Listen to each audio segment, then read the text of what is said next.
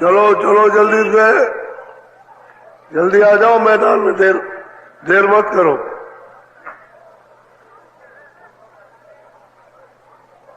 चलो चलो, समय होने वाला।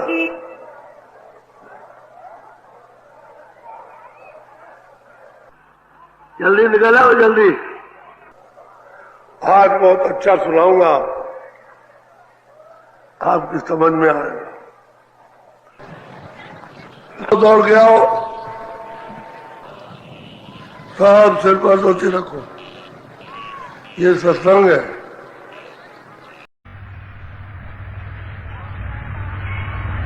घर में आटा कम हो तो एक भी टुकड़ा छूटने वाला नहीं।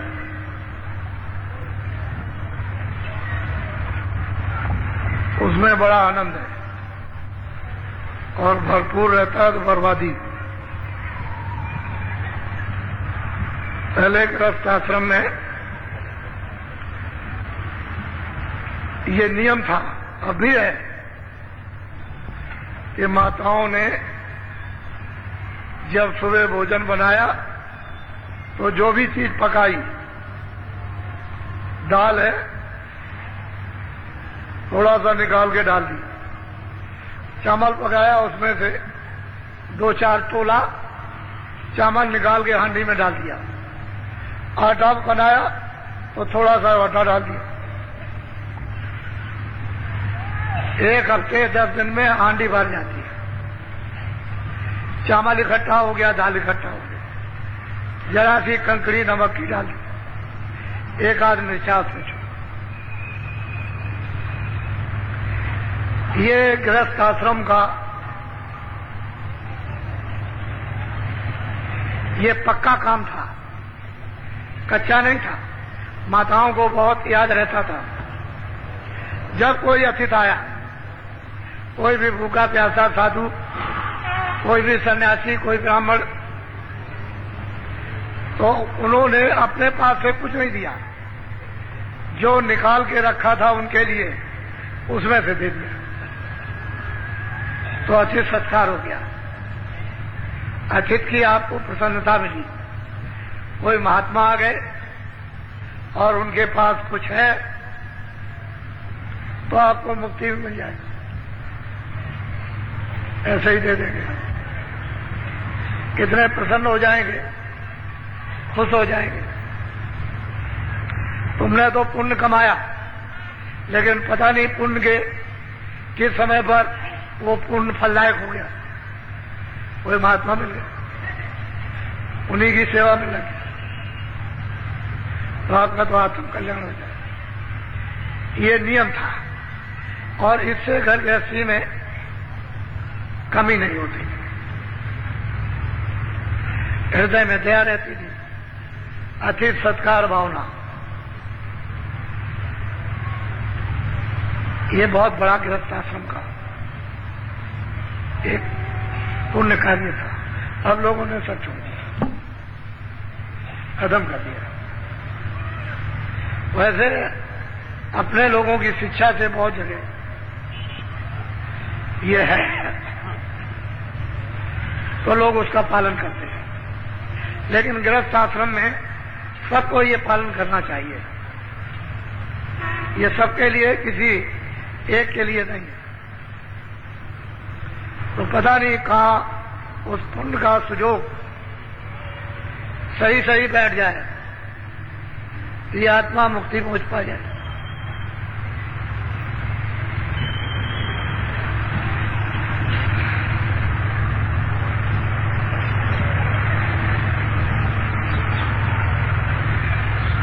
जय गुरुदेव, जय गुरुदेव, जय गुरुदेव, जय गुरुदेव नाम किसका, जय गुरुदेव नाम किसका, जय गुरुदेव नाम किसका।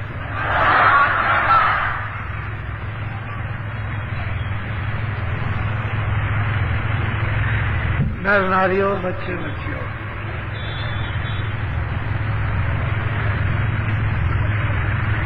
आप सभी नर नारी किसी भी जाति या संप्रदाय के हो, शराब मत पियो, दारू पीना छोड़ दो, ये आपके हित में होगा। और किसी भी पशु पंछी के मांस को मत खाओ, इसमें जीव हत्या यदि आप करोगे तो लग जाएगी। जिन्होंने ये काम किया उनको लग गई और वो जीव हत्या छूट नहीं सकती। उस जीव हत्या का कठोर से कठोर यानी दंड, सख्त से सख्त सजा, उससे कोई नहीं छुड़ा सकता। अगर कोई छुड़ा सकते हैं तो सत्पुरुष संत तो छुड़ा सकते हैं, उनके पास तो छुड़ाने का पूरा अधिकार है, लेकिन और किसी तरह से नहीं। ब्रह्मा विष्णु महादेव चाहे तो नहीं, ईश्वर और ब्रह्म चाहे तो नहीं छुड़ा सकते। ये जीव हिंसा, हत्या भोगनी पड़ेगी। तो मेरी ये आपसे सबसे प्रार्थना है कि उधर से मुख मोड़ो और अनाज, साग, सब्जी, फल, दूध, घी इत्यादि इत्यादि बहुत व्यंजन है, बहुत प्रकार के फल हैं, इनका सेवन करो तो मन, बुद्धि, चित्त ये पवित्र रहेगा। और इनसे काम, क्रोध, लोभ, मोह, अहंकार ठंडा रहेगा। ये चीजें सब उत्तेजित हैं। और ये तो दुनिया के काम में भी पूरी पूरी बाधक, परिवार में, समाज में, तो भगवान के चिंतन में तो अतिशय, वो तो इनका उनका कोई मेल बैठेगा।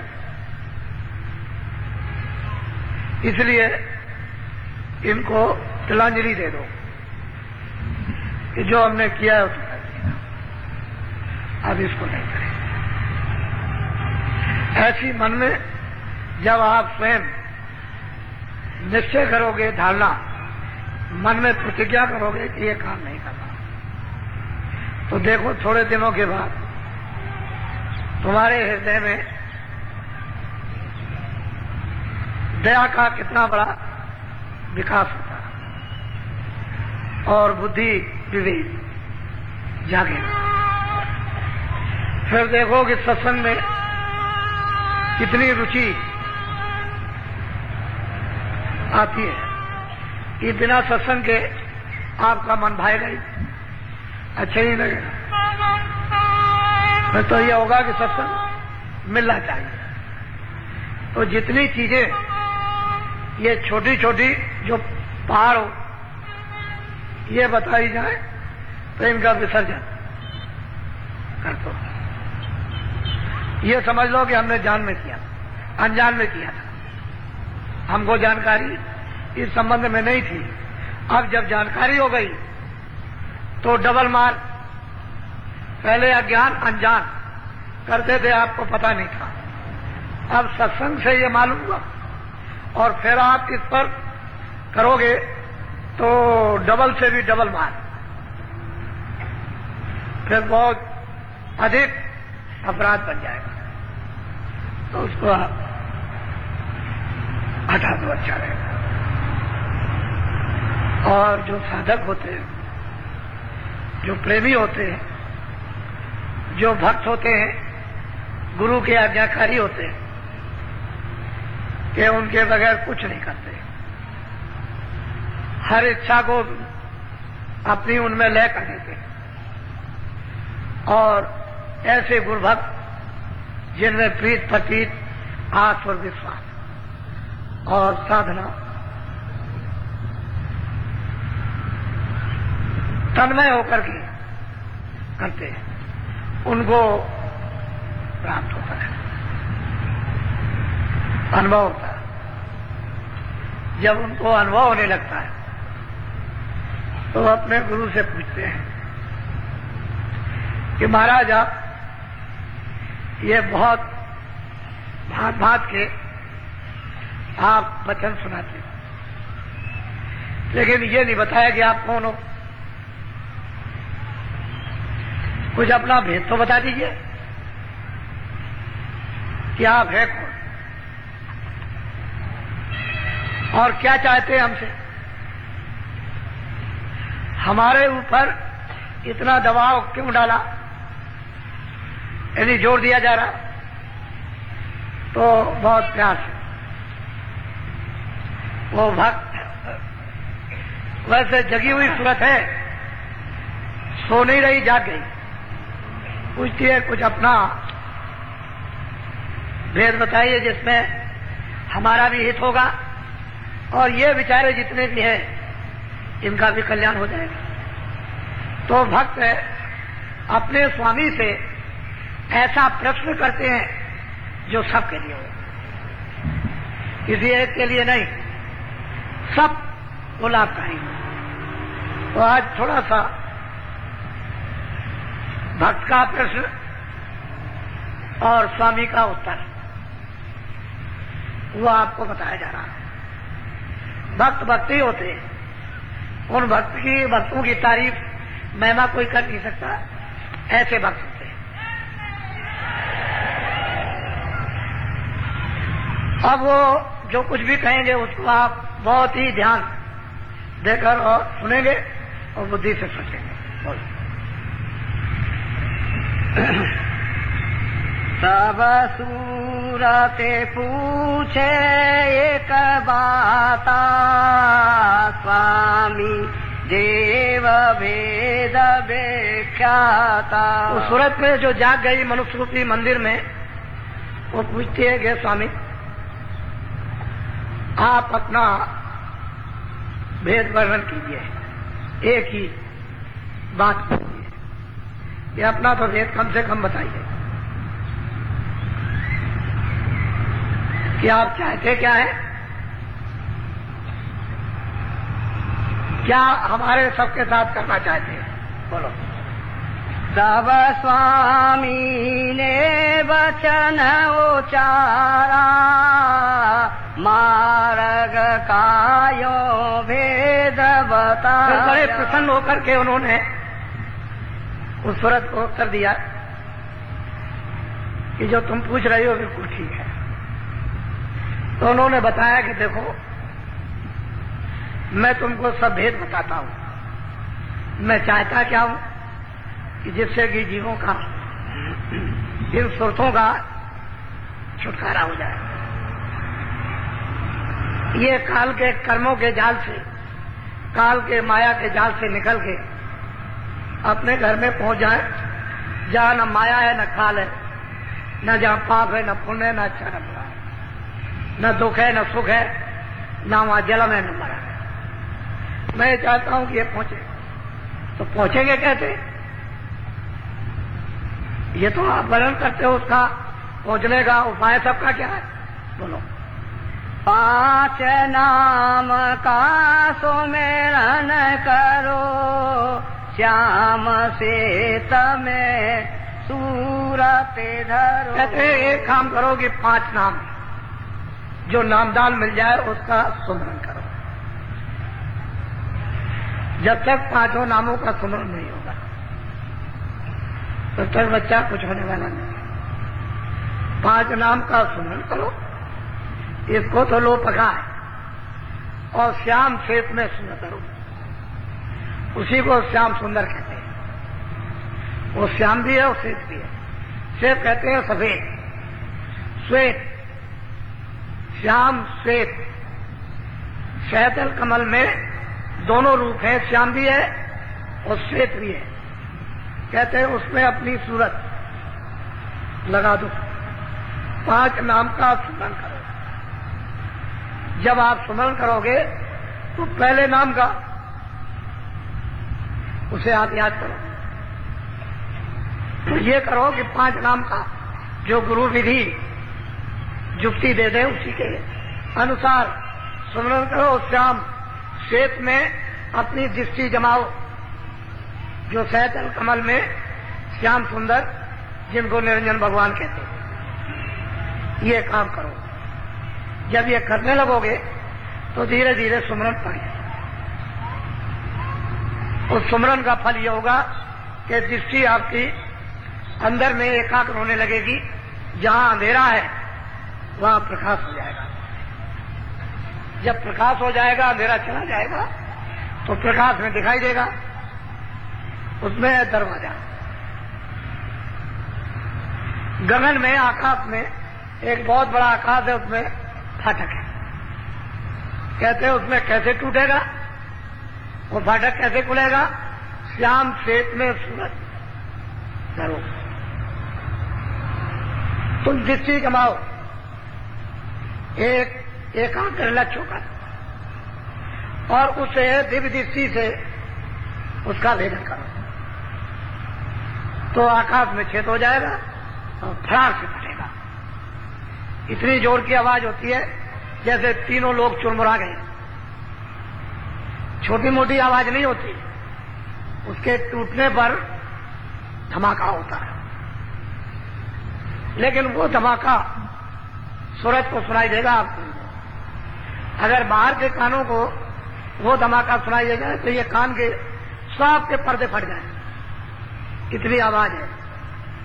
श्याम श्वेत में सूरज, वो श्याम भी है और वो श्वेत। श्वेत तो गुरु बैठे हुए, और श्याम जो है वो निरंजन भगवान है। इन्हीं के भेजे हुए। जब यहां ठीक करना था इसे धर्म मूवी पाप आत्माओं को, तो इन्हीं के आदेश से राम का अयोध्या में जन्म हुआ कि जाओ धर्म की मर्यादाएं था और राक्षसों का ये सफाया कर दो। तो निरंजन भगवान के राम अवतार थे। अब वो कहते हैं कि तुम 5 नाम का स्मरण करो और श्याम श्वेत में सूरज करो। बोलो। प्रथमे सुनो गगन में बाजा, घंटा शंख छाट। कहते हैं जब तुम्हारी सूरत उस श्याम श्वेत में जब लक्ष्य बना लेगी, तो कहते हैं कि प्रथम पहले ही घंटे और शंख की आवाज घनाघन हो गई, सुनाई दी। तब आप इसको मिलाओ कि मंदिरों में क्या होता है।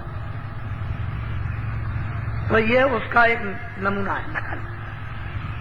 इन मंदिरों में घंटा शंख बजाते हो, एक नकल है। वो तो निरंजन भगवान के मुख से ही घंटा शंख बजा, वहां तो बंद करके होता नहीं। तो प्रथम सुनो गगन में बाजा, बाजे बजे, और इतने अद्भुत आनंददायक मीठे बाजे। ऐसा बोलो तो होता है कि अमृत से सने हुए। सुनो गगन में घंटा और शंख, ये सुनने को मिलता है। जब ये मिल जाए, उसको सुनाई दे, तो बहुत सी आवाजें चारों तरफ से प्रकट हो जाती है। ऐसा मालूम हो रहा है कि अनंतों आवाजें उत्पन्न हो रही। फिर उसको धीरे से घंटे और शंख की आवाज को छाट लो। धीरे धीरे धीरे धीरे छाटते छाटते सब आवाजें जो अन्न आ रही थी बंद हो जाए। उस आवाज के सामने वो आवाजें लय हो जाएंगी, बंद नहीं होती, उस आवाज में सुनाई नहीं देती। जैसे कोई अब आवाज हो रही है और आप बोलते रहो छोटी मोटी आवाज से, तो सुनाई नहीं देता है। इसी तरह से वो इतनी बड़ी आवाज, यानी इतने बड़े बाजे आवाज करते हैं कि छोटी मोटी वहां पर आवाजें राग रागनी दब जाती है, उसके सामने सुनाई नहीं देती। तो वो अपना भेद बता देगा कि भाई ऐसा करना है, कि अगर तुमको चलना है तो 5 नाम का स्मरण करो। फिर अपनी सूरत को श्याम खेत में लगे। प्रथम में सुनो गगन में बाजा, घंटा और तो जब शुरू हो जाएगा तो ये चढ़ने की सीढ़ी मिल गई, ये पौड़ी है। जब ये बाजा सुनने को मिला बस समझ लीजिए कि पौड़ी मिल गई, सीढ़ी मिल गई, इसको पकड़ के अब चढ़। बोलो। सहस कमल दल ज्योति लखाई, बांकनाल में जाए।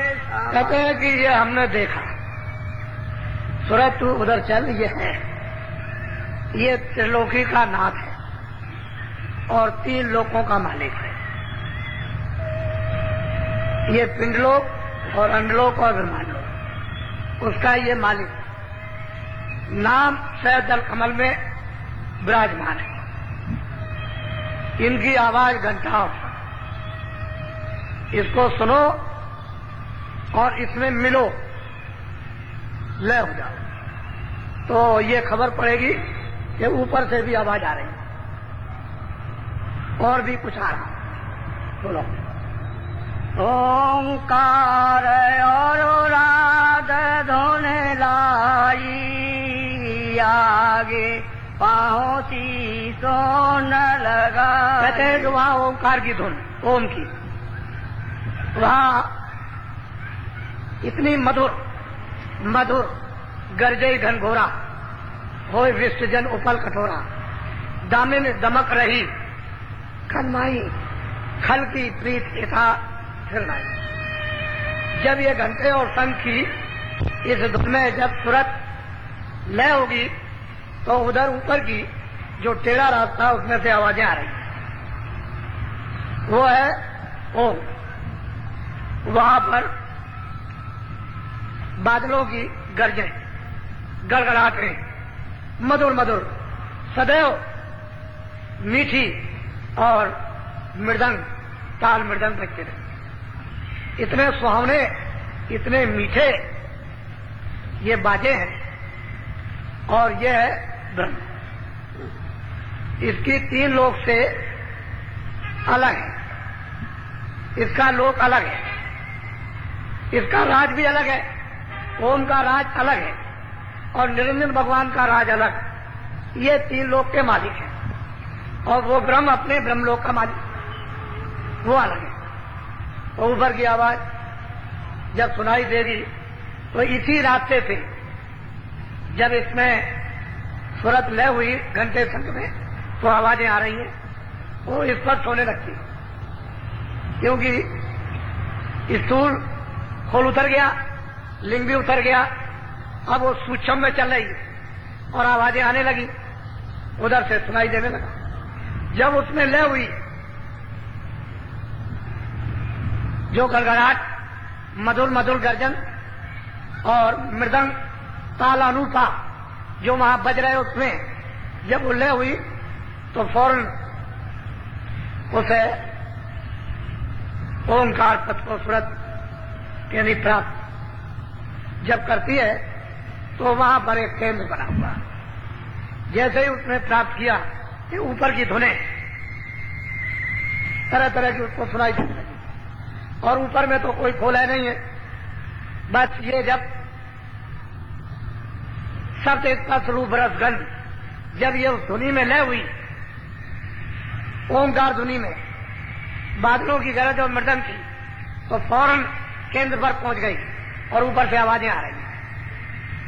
तो ये सूरत गुणातीत हो गई। अब सब गुणों से नहीं, अब ये किसी गुण के अंदर नहीं। जल पृथ्वी अग्नि वायु आकाश ये मृतलोक है। 17 तत्वों का जो लिंग शरीर, 10 इंद्रियां, 4 चतुर्संताकरण मन बुद्धि चित्त और अहंकार और रजोगुण तमोगुण सतोगुण, ये 14 तबक 14 लोग जो स्वर्ग वैकुंठ में वहां, इसकी एक सीमा है आगे। सूक्ष्म लोग है 9 तत्व, शब्द स्पर्श रूप रसगन और मन बुद्धि चित्त और अहंकार, ये 9 तत्वों का एक खोल, इसको भी पार कर गई और त्रिकुटी में 5 तत्वों का सब देश पर गुरु व्रत का और कोई चीज नहीं है।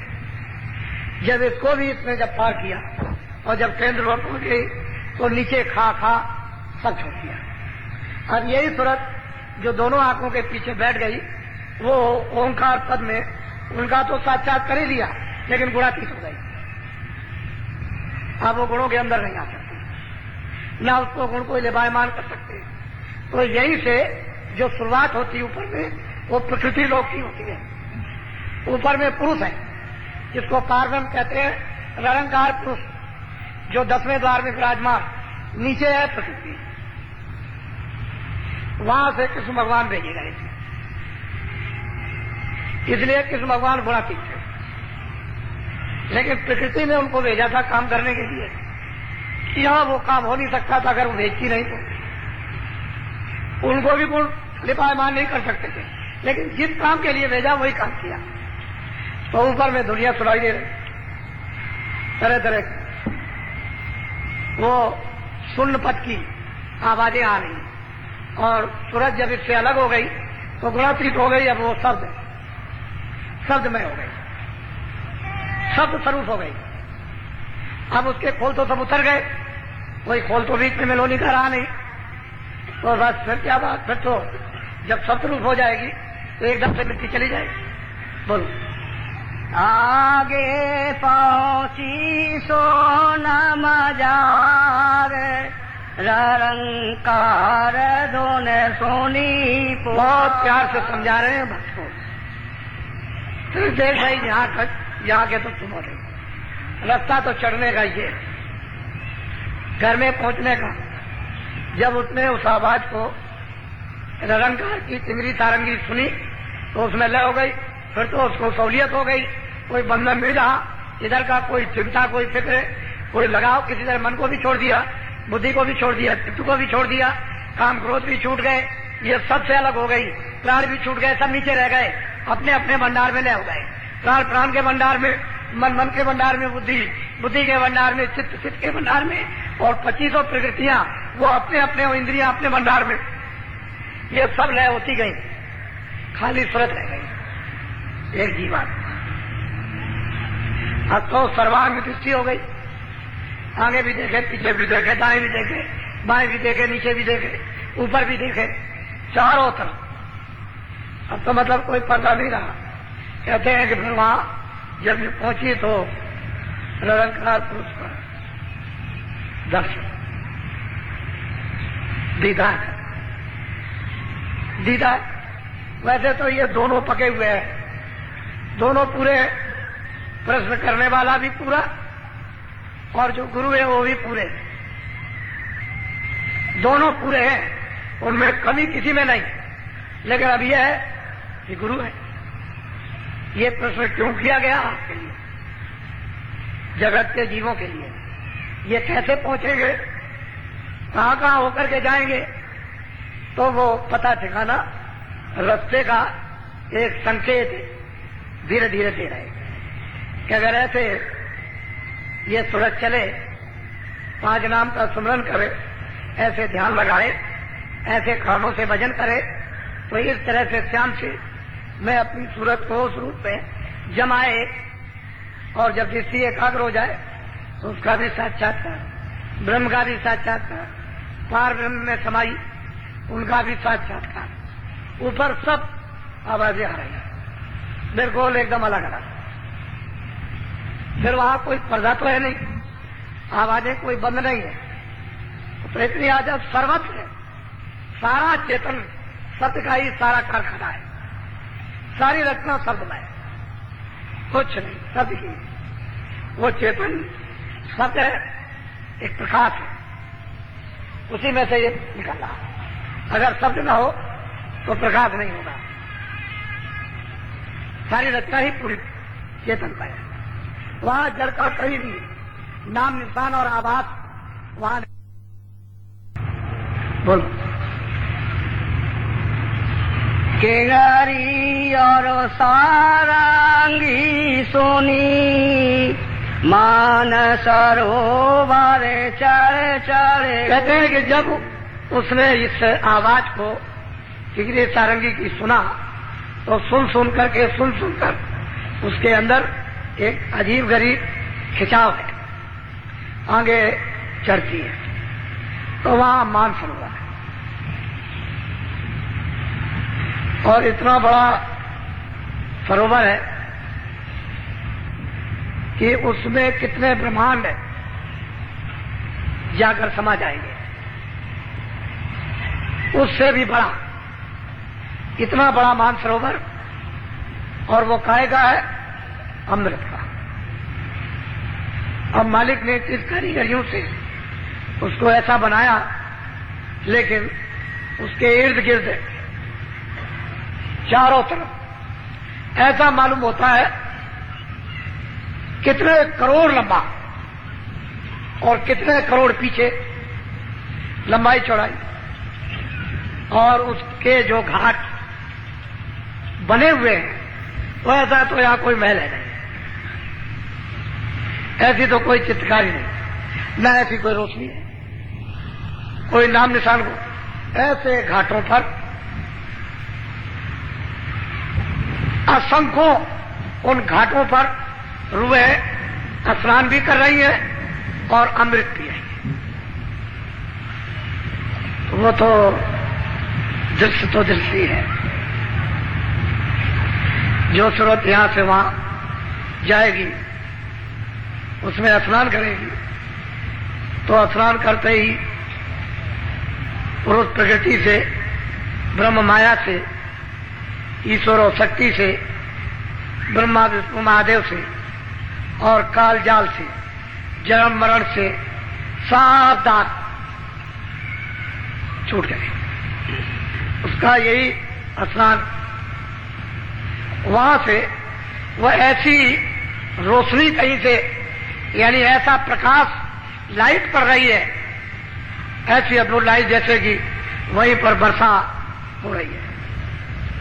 उसमें रूहे जीवात्माएं स्नान कर अमृत पीकर इतनी ताकतवर, इतनी प्रकाशमान, इतनी शक्तिदायक हो जाती हैं कि उनका मुकाबला क्या होगा। ये जो सूरत दोनों आंखों के पीछे जो बैठी हुई है, जब ये यहां से वहां पहुंच जाएगी और हंसों के साथ जब वहां मिलकर अपना रूप हंसनी धारण करेगी और अमृत पिएगी, तो फिर क्या वर्णन होगा। तो रास्ते का एक चिन्ह बता रहे हैं, ये चिन्ह है रास्ते के कि ऐसे ऐसे तुमको जाना है, ऐसे ऐसे चढ़ना है, इस सहारे से ये भेद चढ़ने का है। यहां ये मिलेगा, यहां ये मिलेगा, यहां ये मिलेगा, यहां ये मिलेगा, ऐसे ऐसे चढ़। तो वो तो सूरत पहले ही चढ़ गई, तभी उसने प्रश्न किया है कि ऐसा प्रश्न किया जाए कि सभी जीवों का उससे लाभ हो, हित हो जाए। ऐसा प्रश्न हो कि किसी का लाभ ना हो। तो प्रश्न करने वाली भी पूरी और जिससे प्रश्न कर रही हो गुरु भी पूरे, इनमें से कोई अधूरा नहीं है। अगर वो नहीं जानती हो तो प्रश्न क्या करेगी, बोलो। आगे महासोना मैदाना, जहाँ चार धोनते मेरे समाना। कहते हैं कि आगे महासुन का मैदान है, वहां पर वो महाकाल विराजमान है। उनको महाकाल पुरुष इसलिए कहते हैं, वो इतना महामैदान है कि उस इतना प्रकाश है कि उस प्रकाश को पार करना सुरतों के लिए बहुत मुश्किल है। जब वो स्नान कर लेती है मानसरोवर में, तो उनको इतना प्रकाश ऊपर से मिलता है कि वो उसको बर्दाश्त करती है। अगर उनको मानसरोवर में बर्दाश्त करने का प्रकाश न मिल जाए तो उस मैदान प्रकाश में कोई जा नहीं सकता।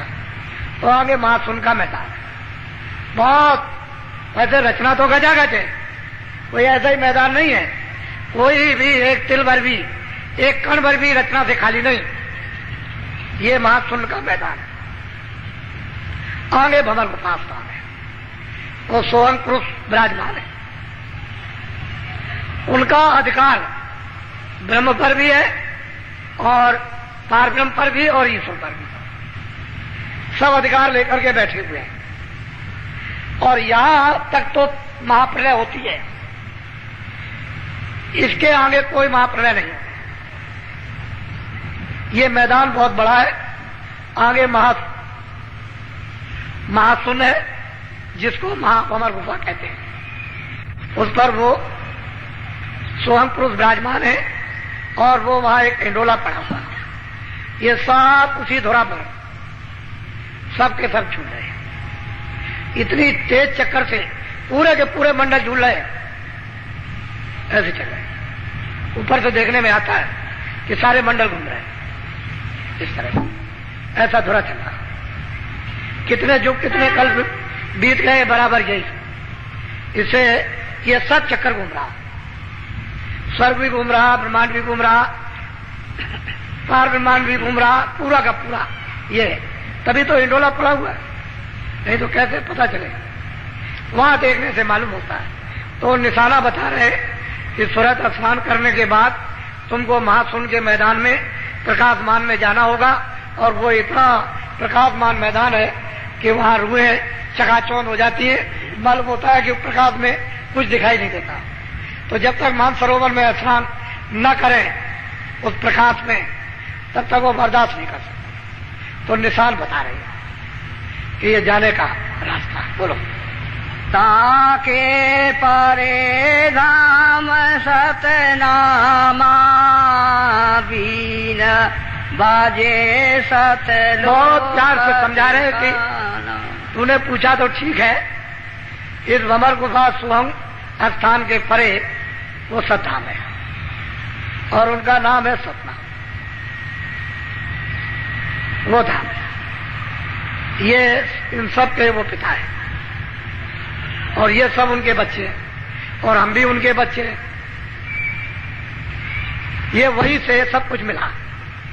ये जीवात्माएं भी सतधाम से, सतलोक से ये भेजी गई, और ये अलग अलग मंडलों में, ब्रह्मांडों में तकसीम कर दी गई। कहते हैं आगे सतधाम है। बोलो। सोनत सोरते फेरे आगे चली। वहां जब वो पहुंच गई सतधाम में, तो वहां पर वो देख रही कि बीन बात अद्भुत अद्भुत बज रही। चारों तरफ वही आवाज, ऐसी मस्तानी मधुर। वो सत पुरुष का जो बाजा है वो सबके ऊपर छाया हुआ। वहां पहुंच करके सूरत ने सतपुरुष का सतधाम में, सतलोक में दर्शन किया। कहते वहां जाएगी तो सतपुरुष का दर्शन होगा। रास्ता ये चलने का है, लेकिन गुरु साथ, बगैर गुरु के उधर कोई नहीं। साथ रखना हर वक्त, उनको जरा भी छोड़ना नहीं। वो तो ऐसे लेकर के चले जैसे छोटा बच्चा है आंधा, उंगली पकड़े रहो, छोड़ना नहीं। ऐसे साथ साथ रहेंगे तो पार जाओगे। तो वहां आगे सदा सतपुरुष का दर्शन। कहते हैं अभी तो और कुछ है। बोलो।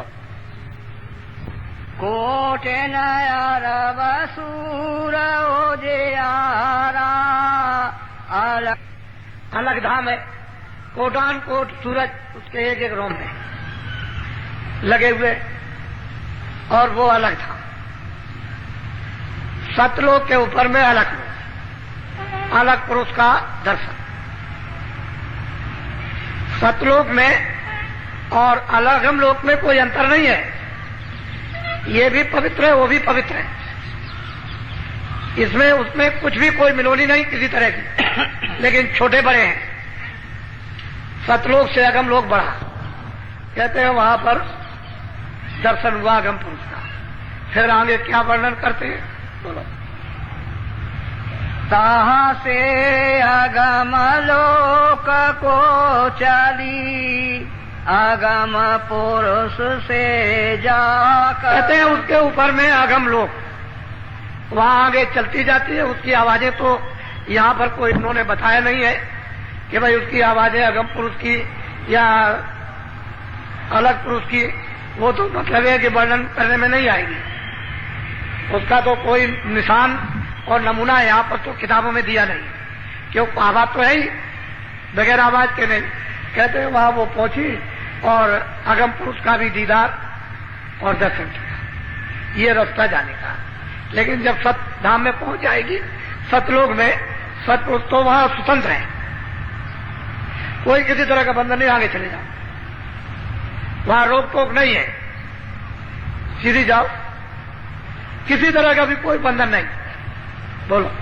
ताके आगे रहत अनामी, निज घर संतन बर। अब कहते हैं कि इसके आगे अनामी धाम है, वो सबका मालिक, सबका शहंशाह, सबका बादशाह है, वो मतलब उसके आगे कुछ नहीं।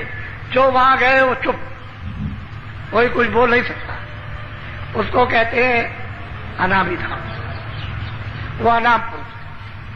रामायण में लिखा है कि एक अनीय अनामा आगे सच्चिदानंद प्रभु धाम, बहुत अच्छा वर्णन किया उन्होंने।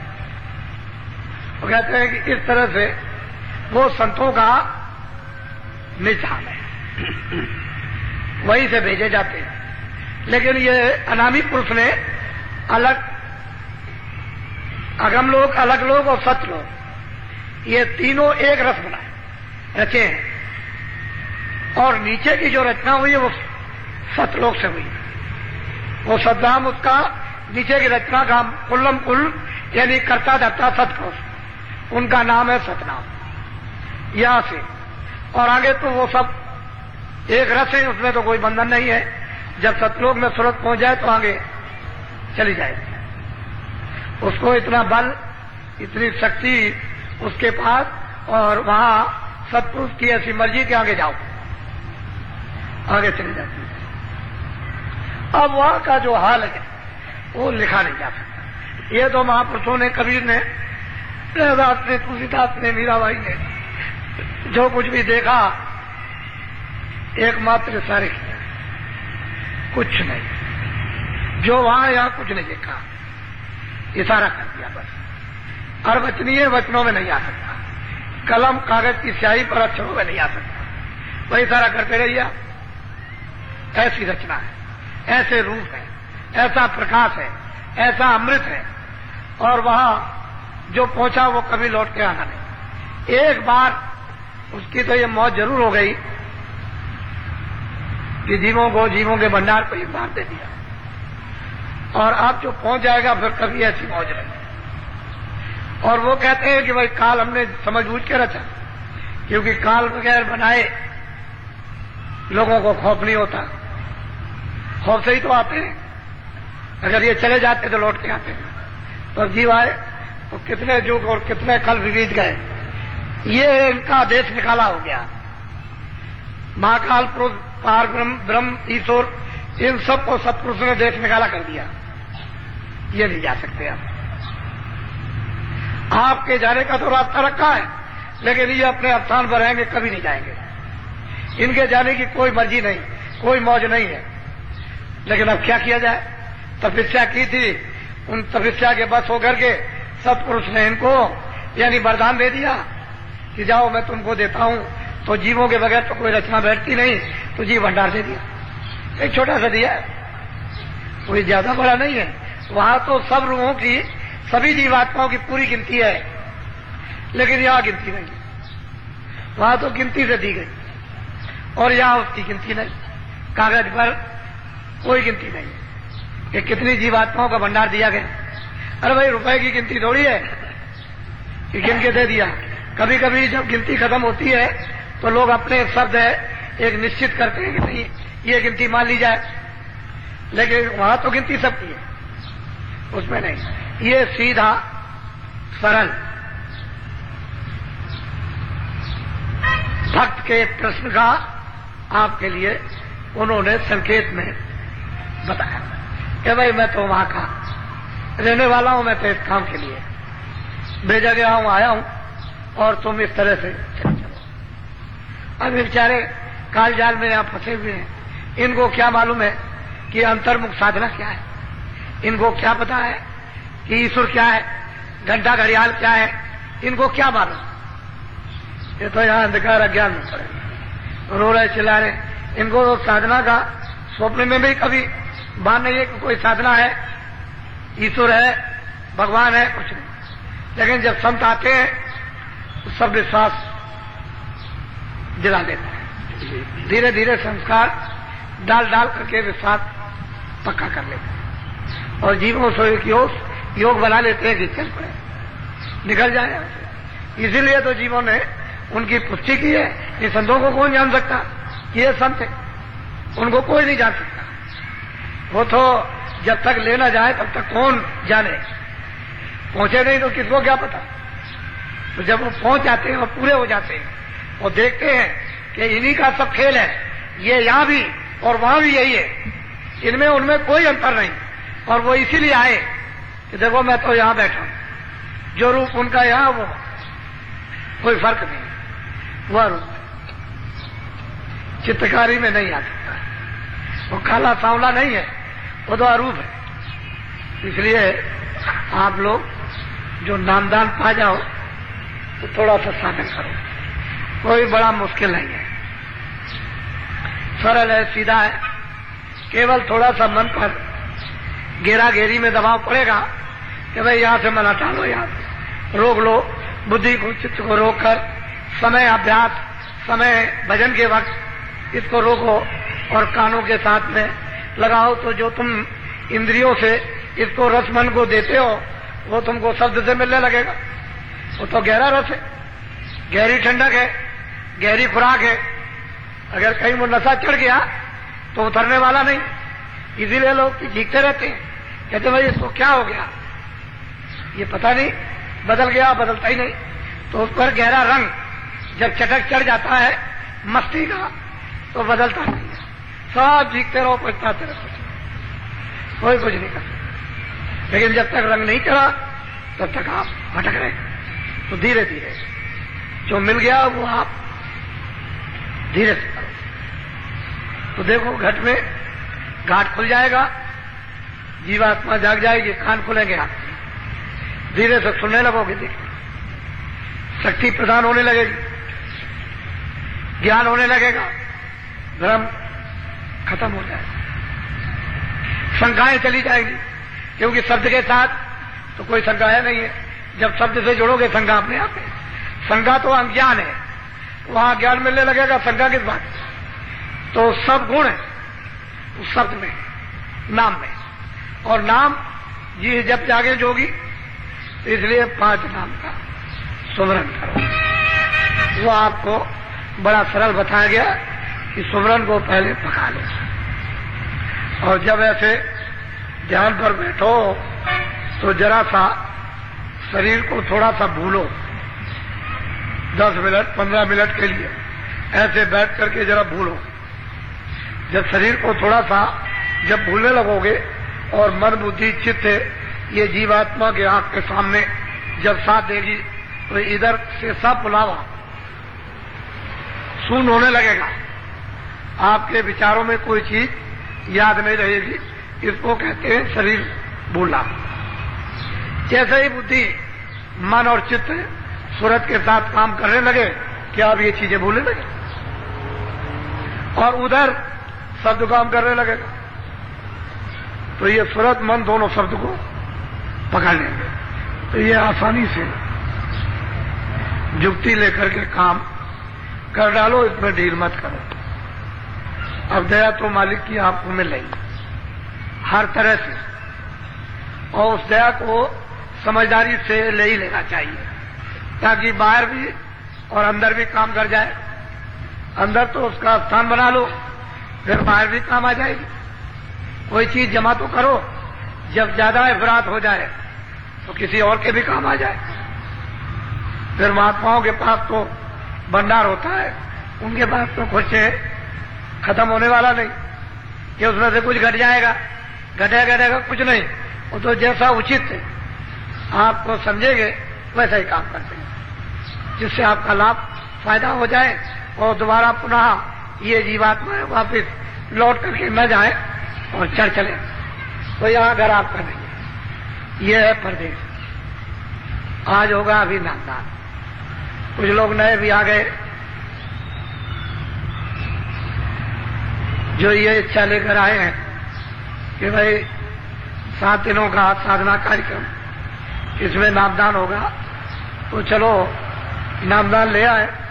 2 दिन सत्संग सुनेंगे, कुछ वहां करेंगे भी, समझेंगे भी, कुछ याद भी कर लेंगे, फिर घर लौट करके प्रतिज्ञा करके दृढ़ता ला करके कुछ करेंगे, कुछ चलते चलाते कुछ अपना भी भला हो जाए। नहीं तो दुनिया की ये मुसीबत तुम्हारे कर्मानुसार जो बादलों की तरह से छाई जा रही है, और उसकी आभास आप सब लोगों को मालूम होने लगा कि आगे तकलीफ आने वाली है। सही बात है, तकलीफ आने वाली। वो कोई महात्मा का श्राप तो नहीं है कि भगवान ने आपको श्राप दे दिया, ये तो सब कर्मों का खेल होता है, उससे ये तकलीफें आती। आत्मा चाहते हैं भाई किसी तरह से तुम बच जाओ, ऐसे धीरे से निकल जाओ, तकलीफें बगल से निकल जाओ। और तुम अगर नहीं जानोगे, नहीं निकलोगे, तो सीधे तकलीफ में कूद पड़ोगे, तो तकलीफें आपको चाट जाएगी, भस्म कर देंगी, तो वैसे ही रह जाए, चले जाओ। दुनिया को रोते चीखते चिल्लाते तो समय काल, उस समय लोगों ने, योगियों ने, ज्ञानियों ने, सबने देखा। अभी देख लेंगे, उसमें बात क्या है। तो आप नामदान ले लो। इसमें 2 बंधन हैं। एक तो नशीली चीज जो बुद्धि को पागल करती है, बीड़ी तंबाकू नहीं, हुक्का। इसलिए आपको ये कहा जाए कि खाना मत खाओ, कपड़े मत पहनो, काम मत करो, बच्चों में मत खाओ, तब खाओ। खेती करो, दुकान करो, दफ्तर करो, दवा लो, आप कपड़े पहनो, खाना खाओ, 100 बार, बच्चों की सेवा करो, अतिथि सत्कार उनका करो, आपका वो करें, सब करें। भाई बाद में तो समय बच जाए तो भजन कर, यही तो कहा जाता है। जब कोई काम ना हो तब कर लो, उतना तो समय आते थे। अगर नहीं देते हो तो तुम झूठे हो। तुमने गर्भाशय में वादा किया था कि अब की बार मुझे इसे काल कोठरी से निकाल दीजिए, महान वेदना हो रही है, मैं आपका जरूर बदल दूंगा। तुम बड़े वादा खिलाफ निकले, बड़े झूठे निकले कि तुमने अभी तक शुरू नहीं किया, इतनी प्रतिज्ञाएं करी, एक भी पूरी नहीं की। फिर वो पूछेगा कि तुमने प्रतिज्ञा की थी और ये पूरा क्यों नहीं किया, तो क्या जवाब दोगे उसके साथ? उसने तो खाया दी, इसके लिए थोड़ी दी है बुरे काम करो, अच्छे काम करने के लिए अच्छे काम करो। बुरा करोगे तो वो सब पूछेगा, मुजरा लेगा, सब ले लेगा, छोड़ेगा कुछ नहीं। अच्छा काम करो जो फिर कुछ मांग ना सके, तो आप इसको समझ लो, आप जान लो। जो कुछ भी आप आज भी लोगों ने मुझसे कहा, नए लोगों ने कि मैं भजन पर ध्यान पर बैठा था तो मुझे कुछ सुनने को, कुछ देखने को मिला, हमने भाई छुपा के रखना। ये तो दरवाजा सच्चा है, रास्ता सच्चा है, वेद सच्चा है, नाम सच्चा है, उपासना जो कराई जा रही सच्ची सनातन है, उसमें कोई गलती निकाल नहीं सकता।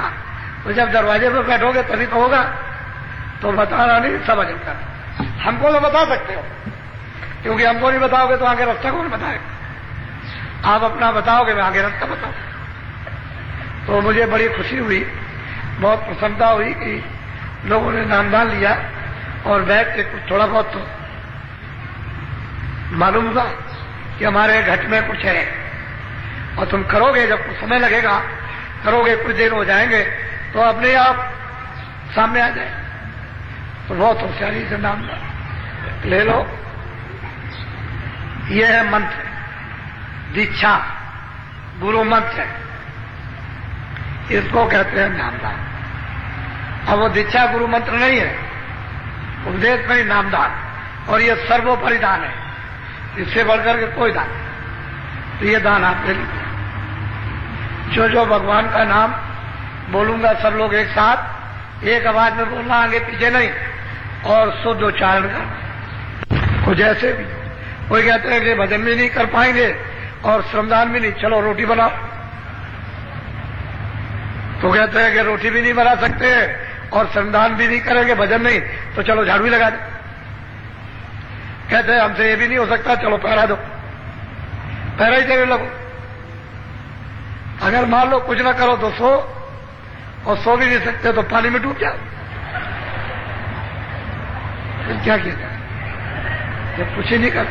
अब कुछ ना कुछ तो ये जो श्रमदान, झाड़ू लगाना, पानी ये पिलाना और ये उठाना बैठाना, ये सेवा करना, ये मट्टी फेंकना, तो असल में बात यह है इस सेवा का फल यदि आपको सोच कर चाहते हैं कि आपको आत्मा का मिल जाए तो आप तो कुछ समझते नहीं। ऐसे वैसे हमको क्या पड़ेगा, लेकिन नहीं, कुछ ना कुछ करा करके आपको जगाना है, क्योंकि आप बहुत सो गए, बहुत सुस्त हो गए, मन आपका बिल्कुल मर चुका, परमार्थ का नाम निशान को नहीं, जरा सा भी उसमें अंकुर नहीं है। तो वैसे में अंकुर पैदा कर, कोई ना कोई तो बहाना चाहिए। लोग जब आपको देखते हैं तो कुछ देख करके भी कुछ लोगों में समझ में आता, देखा देखी पुण्य, देखा देखी पाप, देखा देखी सत्य, देखा देखी असत, देखा देखी ईमानदारी, देखा देखी बेईमानी, देखा देखी भजन, और देखा देखी अगर कोई सो रहा है तो देखा देखी सो, कोई बैठा है तो देखा देखी बैठो। तो कुछ ऐसी चीजें होती है कि वो देख करके तो लोग देखते हैं ये सब, फिर कहते हैं अरे भाई इन्होंने तो 50 डलिया डाली, अरे भाई मैं भी कुछ पुण्य कमा लूं, तो वो भी 4 डलिया डाल देते। नए लोग जो बाहर से आते खड़े होकर देखते हैं तो डलिया उठा लेते हैं, शायद कुछ हमको भी मिल जाए, तो मिलेगा तो उनको भी, लेकिन एक अंकुर, एक फुर्ना तो हुई, एक लगाव तो हुआ, तो ये कहेंगे कि मैं भी डाल के 2 डलिया आया था, कहेंगे सब जगह कि मैं बाबा जी क्या गया था, वहां कितने लोग मट्टी डाल रहे थे, मैं भी 2 डलिया डाला, तो सब जगह तो एक मतलब ये कुछ बना, अंकुर तो कुछ बना, कुछ मतलब ये है कुछ हवा तो चली, नहीं तो कुछ नहीं। इसलिए अब ये सत्संग आज का अब ये आपके लिए समाप्त किया जा रहा है। मैं सुबह आपको मिलूंगा, सुबह आऊंगा, सुबह मिलूंगा, कुछ सत्संग सुनाऊंगा, फिर आपको भजन के बारे में कहूंगा, फिर कुछ संविधान जो जैसे होंगे उनको, और फिर 7:30 बजे कल फिर होगा, और नए लोग कल भी आएंगे। आप देख रहे हैं, ये समझा, इसको देखिए। मतलब यह है कि ऐसा मालूम प्रतीत होता है कि ऊपर से आपके ऊपर मालिक की दया हो रही है, उसकी कृपा हो रही है, ऐसा पूरा आभास हो रहा। और उसकी अगर तुम मुंह खोल दो तब तो दया पीने को मिल जाए। ये मुंह नहीं है, वो सूरत का मुंह खोलो, ऐसे वो खोलो मुंह उसका, ऐसे जब खोलोगे ऐसे उसको खोलिया तो वह पीने को मिल जाए, दया पीने को मिलेगी। मुंह बंद किए रहो कैसे मिलेगा, ये तो सोचने की बात। ये जैसा ये मुंह है ऐसा उसका मुंह नहीं है, कहीं ऐसा मत समझ लेना कि ऐसा मुंह है, ऐसे दांत मुंह नहीं है, वो अलग उनका मुख, मुखारबिंद अलग है, सूरत का मुखारबिंद अलग है।